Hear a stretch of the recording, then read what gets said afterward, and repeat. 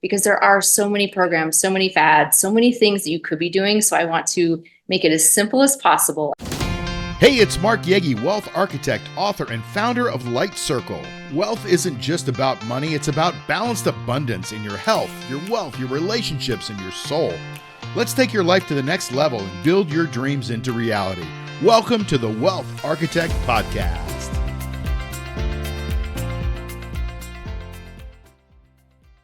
My name is Mark Yegge, and we're going to have some fun today. We have a seasoned personal trainer. We have somebody experienced in neurolinguistic programming. Putting those things together is a really cool energy. And I'm excited to bring this person on because she's got experience in getting some massive transformation in the area of health. And that's why we're talking to her today. Let's welcome Stoney Eskew. Stoney, welcome. Hello. Thank you so much for having me. I'm super excited to be here. Thanks, Mark. Yeah, great to have you. Hey, listen, how did you get started in personal training? Like, what was the spark that brought you there? Well, I was always passionate about like health and fitness and looking great and, growing up playing sports. And I started dieting when I was 8th grade freshman year. And then that led into yo-yo dieting, cutting calories, regaining the weight when I would eat. So years and years of yo-yo dieting. I knew I wanted to help people, lose weight, look great. And then here I am, I'm struggling with my weight along the journey. So that's how I got into it. Amazing. And fast forwarding to today, I've seen your abs. You got some amazing abs. Oh, thank you. So whatever you're doing is working, but I have a feeling it's not just eat less and exercise more. Am I right? Correct. That's actually the opposite of what I teach. Really? Yeah. So that's one thing that I learned over the years, that I would cut calories, lose weight, gain it back. And then I actually ended up 30 pounds heavier than what I am right now. And I was a personal trainer at the time. And here I am hiding out in baggy clothes and, training people. And I'm just feeling horrible because I'm overweight myself. And so this led me down this huge path of studying nutrition. And I had just moved to Arizona at the time. I started working for a gym, and they had brought in some technology, metabolism and VO2 testing. And I was a guinea pig for some other trainers to get certified. And once I went through that, I was like, oh my gosh, this whole time I've been under eating and starving myself. So no wonder when I eat, normal calories again, it's like your body is like a sponge and wants to hang on to everything. So that really shifted everything for me. And ever since then, I learned how to actually eat to fuel your body, fuel your metabolism. And once you do that, it's super easy to keep it off, because you always hear those people that say, oh, I can just eat and drink what I want and not gain weight, right? It's because they have a fast metabolism. So that is really the secret. That's pretty amazing. And isn't the same true with water? Like if you drink a bunch of water, like maybe your body sheds it, but if you don't drink enough, now you have a water retention problem, something like that. Is that true? Yeah, water's tricky. So water can actually be acidic and dehydrating, believe it or not. Yeah. Especially reverse osmosis water. It strips everything out, and you're just not getting that hydration because it's kind of like, it's essentially dead water. So if you're adding in Celtic sea salt to the water, some electrolytes, some minerals, it's more hydrating to the body. So yeah, it's almost like, and if you think about like in hospitals, what do they do IVs with? It's a saline solution. It's a salt water. So so that's why sometimes people find the more they drink and then just going to the bathroom all day long. Right.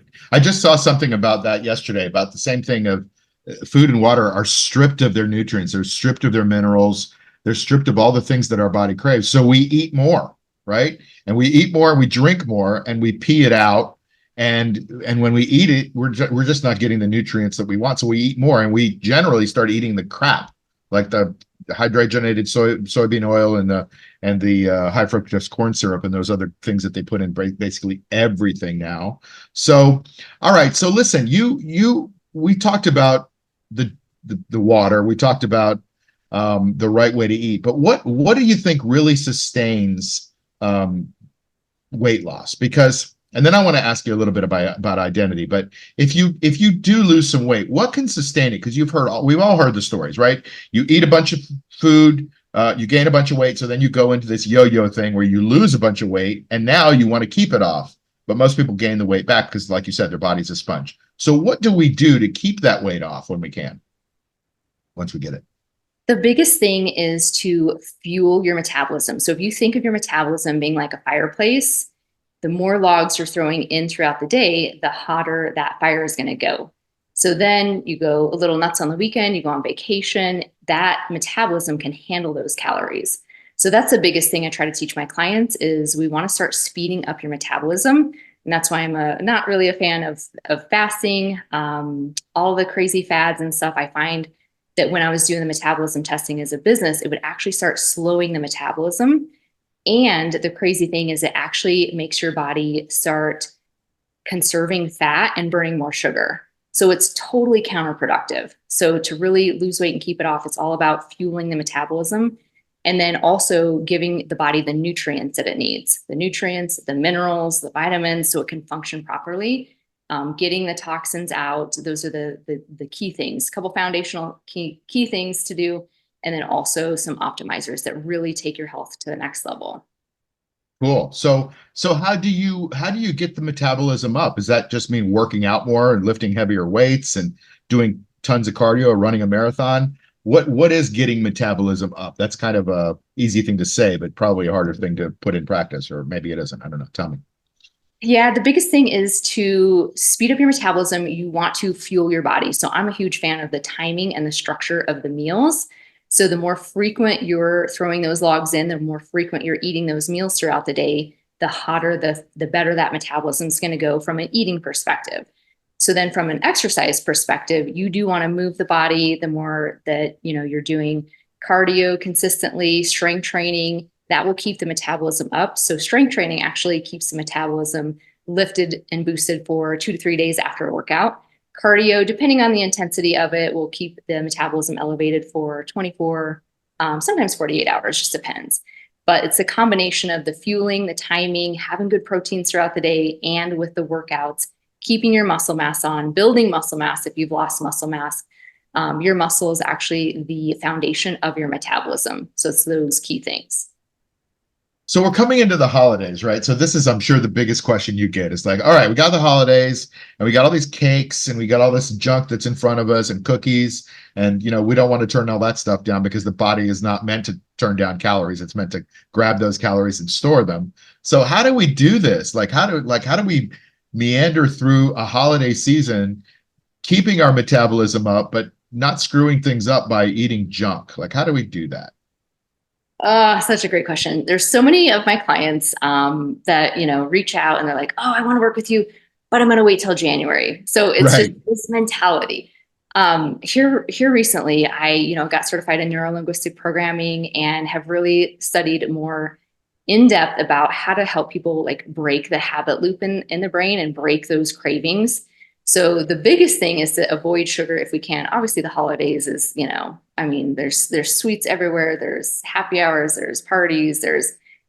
So my go-tos are always like try to eat low glycemic if you can. Have your proteins. If you do have the sweets, just know they're gonna release the blood sugar and then create this like cascade of cravings, and then you're gonna crave more. And so if you're gonna eat, like just keep working out throughout December and then or reach out to me. I will help you with breaking and eliminating those cravings. And yeah, just keep drinking water and moving your body as much as you can throughout the holidays. It's great advice. Probably sounds easier than it is in practice, but maybe not. Because I think a lot of this is mindset, and maybe we can talk about it in a second. But I'm here in Thailand today, have been all month, and one of the things that I like to have is a mango smoothie. And what I noticed is that when I order, this didn't used to happen, Stoney. When I used to order a mango smoothie in Thailand, I would get mango with a little bit of ice. Now, when I order it, if I don't say anything, I get mango with a little bit of ice and a bunch of sugar and syrup or something they put in there. And I'm like, don't put that in there. They have this amazing crop of mangoes constantly here. I don't know why they need to sweeten it. But anyway, I love mango. Is that a bad thing? Well, the mango itself isn't a bad thing. However, when they sweeten it, the sweeter something is, the more addictive it is. And it gives Yeah. that brain that like, oh, I gotta have more. I want more. So the mango itself isn't. I'm a huge fan of grouping like your fruits with good proteins, good fats, slows the digestion of it, and it gives a slower low glycemic response.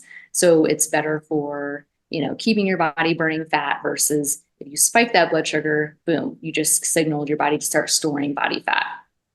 Now, I always learned to eat fruit separately from food because it's a totally different set of digestive enzymes that comes out for the fruit than comes with the food. Is that not true anymore, or is that new science has discovered you should mix it? What? It's everybody's got their own thing, but I've just learned that when you group the fruit with a protein, good fat, it slows the digestion. I do work with a lot of, type 2 diabetics, people that are, on that cusp. And what we want to do is just stabilize blood sugars and keep that insulin from really spiking. And if you notice, when you do have fruit alone, like an hour later, you're hungry again. Yeah, well, that's true. So if we add in that protein, good fat, it just stabilizes the blood sugars longer. Hi, I'm Mark Yegge. Every new year brings hope, but have you ever made those resolutions and by February they're out the window? Yeah, me too. This coming January 13th and 14th, join me at Your Greatest Year. It's an online summit dedicated to setting you on a path to transformation, abundance, and growth. Make your resolutions a reality. Let's create magic together in 2024. Make 2024 your greatest year. To register, go to 2024yourgreatestyear.com. I just finished reading this book, The Warrior Diet by Ori Hofmeckler. I read a lot of stuff. And then I read The 4-Hour Body, which is like the opposite of what Hofmeckler talks about in his book. And it's interesting because in Hofmeckler's book, which I do think that there's some good science behind, he basically says eat one huge meal a day, right? He says the rest of the time you can pig out on fruits and vegetables and things like that, but save it up for the one huge meal a day. So it's got a different perspective than kind of what you're saying. He's like, eating small meals all throughout the day is a bunch of crap. Like, we weren't meant to do that. We're not grazers, we're hunters. So he's coming at it from a totally different perspective. Like, you hunt and then you eat after you hunt, but you're not sitting there munching on stuff all day long unless it's fruits and vegetables. So he's trying to go back to that kind of paleo philosophy. Is there anything to that? Such a great question. I'm sure it has its benefits. What I've seen, especially when I had a metabolism testing company in Colorado, is the less frequent the meals, and especially if people were doing one meal a day, it really does slow the metabolism. And, having those frequent meals throughout the day, time and time again, I would see it speed up the metabolism. We would do, 4 weeks out for a retest, 6 weeks out, 8 weeks out, 12 weeks out. I could always tell when someone was applying what we talked about because their metabolism was always faster. They were always burning more body fat than when they initially came in. I could tell if they weren't eating enough because their metabolism would actually start slowing down and they would actually be burning more sugar. So I'm not necessarily a fan of that. I'm sure it's great for some people. And my whole thing is like help people lose weight, speed up their metabolism, and keep the weight off. And then just because I've learned it in a different way, and then actually seeing the results with metabolism testing machines, like I'm just a huge fan of like, this is what we got to do. And then results are usually like clockwork. And I think he comes at it a bit differently. And a lot of these people are coming at it from the cleansing and the detox side, right? Is that when you stop taxing your body on having to digest and process all of the nutrients that it just took in, it has time to like do its other work. Like instead of cleaning up the spills on aisle 7, it's now like, okay, cool, let's organize the shelves. Let's get rid of some of these. Let's take out the garbage. Let's do all these things to clean up. And so there's probably a bit of all of it that kind of comes together in it. But the key thing for me that I want to talk to you about, because you mentioned NLP, neurolinguistic programming, and I'm a big believer. I'm also certified as well. And I want to talk about how that plays a role. And maybe you could tell us a story about how that plays a role in weight loss and in getting in better health. Not just about losing weight, because we can cut off an arm and lose weight, right? But if we want to be in really, really good health, how do we program our minds to like change our identity? And does identity have a role to play in all this? Oh my gosh, totally. Yeah. So what I've learned is, everything is like the subconscious mind is so powerful. So our beliefs is literally what we're going to be playing out.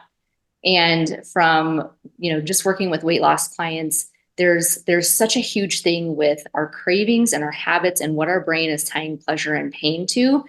And I find that diets actually set people up to start tying pain to eating healthy and start tying pleasure to like all the delicious foods.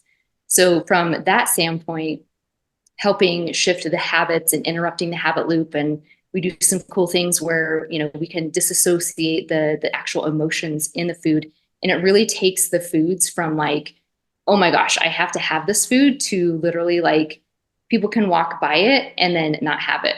Like I just was working with a client last night. We worked on eliminating her. She has this favorite drink that she likes to drink around Christmas time, and when she's with family and around the holidays, she makes fudge. She likes to eat it. Oof. And she just made a batch of fudge, and it was like the perfect timing. So we did the alcohol and we did the fudge. And literally by the end of the hour, she was like, I can like look at it and that mind chatter isn't there to have it. And it's really powerful because it's not like relying on your willpower. And if you rely on your willpower in the back of your mind, it's like this conversation that you're literally having. I'm not Sure. going to have it, but I really want it. Nope, I'm not going to have it. And like, you're like, it's crazy. So with the neurolinguistic programming, with the certain techniques, it can actually start taking that out. So I feel like it's really like shifting your identity level beliefs. Like, if you're not a smoker, you're not tempted to smoke a cigarette, and you're not having the mind chatter in the back of your head of like, should I have a smoke? Should I not? Should I do it? So, Yeah. so yeah, there's so much that goes into it. And then, so much that goes into the beliefs. A lot of times I find diets have conditioned people, and it did with me for a while. Like I just must not be able to lose weight and keep it off. So that becomes this identity level belief of like, I just can't lose weight and keep it off. And I guess I'm just supposed to be this way. Maybe it's my hormones, maybe it's genetics. And it's like, no, it's the method you're doing, but also you got to have that belief of I can get to my goal and maintain it. I am a healthy, lean person. So yeah, there's so much that goes into it, but huge fan of NLP as well. I didn't know you were certified. That's so cool. Yeah. NLP, hypnosis, I do a lot of that. And I love it. I think the mind is there's so much that we don't understand, right, Stoney, about our brains and the energy in the world and unconscious, mind and how all that programs together. So I'm glad you addressed the identity component, because I have a feeling that there are some people listening that are like, you know what, I'm not going to diet. I'm not. Every time I've dieted, I've always, gained weight and I'm, fat or whatever. And then you create that identity around yourself. If you create an identity around yourself that you're a lean, fat burning machine, that's a different identity than, I love fudge, right? And so you approach the holidays in a totally different way. So I think that's a big component. We could talk about that for hours, but listen, we have an event coming up together, and you are going to be one of our featured 6 speakers, and I'm so excited to have you because I think it's going to be a fantastic event. Because and really the reason I created this, Stoney, was one of the things we were talking about before we started the recording here, and that is we set a goal because new year comes, and that's when gyms launch all their memberships and people join gyms, right? And by the time January ends and February starts, most people aren't going to the gym. They wasted their money on the membership. The gyms are dead, right? And they're back to eating their fudge and drinking their alcohol or whatever the case is. And that's just the way humans are, right? Because it's hard to change our patterns. So I believe that it's a holistic thing. Like if you can't lose weight, well, there's probably other stuff going on in your life too that maybe causes you stress, makes you not get to the gym. Maybe you're taking your work a little bit too seriously, you have a lousy relationship. So to me, it all plays in, and that's why we're having this event, which I'm so excited about, everybody. It's in January on the 13th and 14th. It's an online Zoom-based event, virtual event, so you don't have to be there, but you're going to be handling goal setting for all the different areas of your life. It's called Your Greatest Year for a reason. We want to make 2024 your greatest year. And it starts with mindset. And that's what Stoney here is talking about. But you're going to be talking about health as well. Take us through a little bit of give us a teaser of what you're going to be covering. Well, first of all, I'm super excited to attend and learn from your amazing speakers and learn more from you. And so I'm super excited to attend. And so I'll be talking, sharing what I've learned on, really achieving optimal health. And especially, like you said, in January, everybody's like gung ho, like, yeah, I'm going to do it. So I'm going to be sharing how to stick with your New Year's resolutions this year, how to get rid of that all or nothing mentality, and really how to avoid bailing on your New Year's resolutions this time. So we're going to be talking about some exercise things, some nutrition tips that will really help, and the mindset of how to really stick with it this year.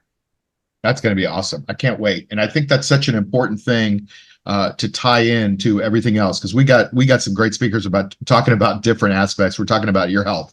We're talking about your wealth. We've got a speaker who's a financial person talking about chakras, right? And how all that plays into what we're doing in our year, because I don't want this to end in January, February, March. I want next December everybody to be looking back on their year going, you know what, that was fantastic. Thank God I did that event, because I got to set goals in all the areas of my life. And how often, guys, do we sit down and actually set our life's intentions? We might set a goal. We might sit down and give ourselves 5 minutes to set a goal. But how often do we sit down for hours, because it's over a 2-day period, 5 hours a day, and we listen to amazing speakers so we're inspired, and then we go deep into our own life and set our own goals? It doesn't happen. And that's the whole point of this.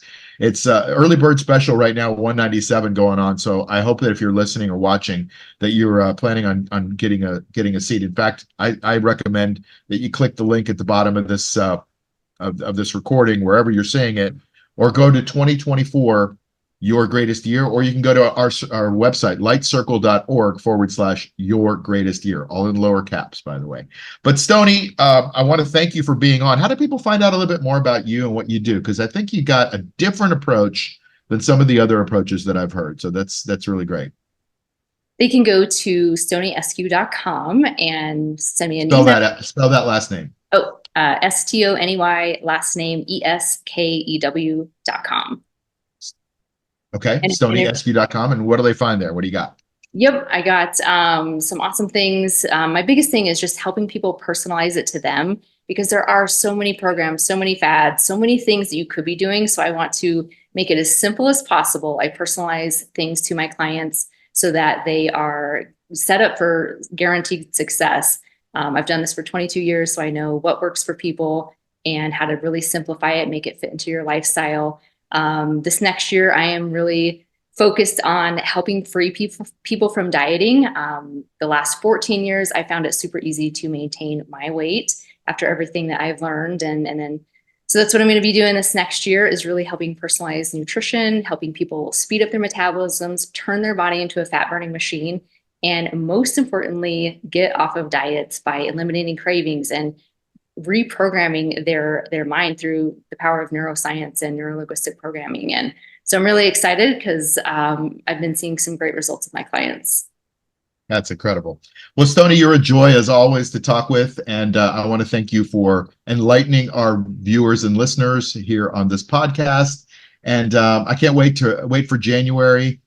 But if people want to get a hold of you, I recommend getting a hold of Stoney. She's a lot of fun to work with. She's got a lot of science backing it up, and she comes at it from a really great place, everybody. So Stoney, thanks again for your time and your wisdom, especially on this area of health and mindset. I really appreciate it. Thank you so much, Mark. Appreciate it. And looking forward to January. We'll see you then. Can't wait. And everybody that's listening and watching, you know what I always say, never give up your power in your health, your wealth, or your time. Have a great day, everybody. See you next time. You've been listening to the Wealth Architect Podcast with Mark Yegge. Follow us on iTunes, Spotify, or wherever you get your podcasts. Like and subscribe on YouTube. Share and tell your friends. See you soon.